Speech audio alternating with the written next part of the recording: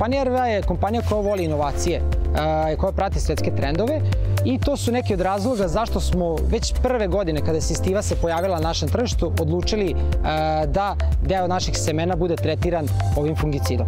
Drago mi je da kažem da su ove godine rezultati pšenice zaista bili vrhunski, da su poljoprivredni proizvođači, mnogi od njih oborili rekorde na svojim imanjima, a ovo je jako bitan podatak za kompaniju RVA jer ove godine naše sorte su kao i prethodnih godina dokazale da su definitivno jedan od najboljih na ovom tržištu i da su svi oni proizvođači koji su nam ukazali poverenje i odabrali ovu RVA vreću, uspeli na svojim imanju da obore rekordne prinose.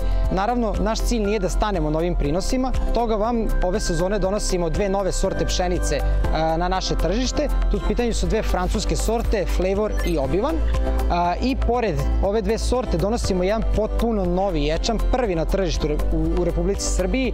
U pitanju je ječam Paradis, a to je prvi ječam tolerantan na virus žute patuljavosti. U svojoj ponudi, pored standardnih tretmana, kompanija RVA, kao i prethodnih godina, imaće semena pšenice i ječma tretirana sa BASF fungicidom Sistiva.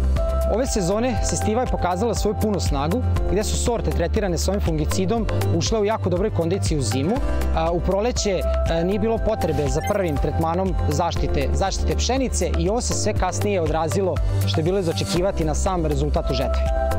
Zašto ovo govorim? Zato što su prvi rekordni rezultati došli do onih poljoprivrednika koji su naše sorte Sofru i Solenzara odabrali tretirane sa fungicidom Sistiva.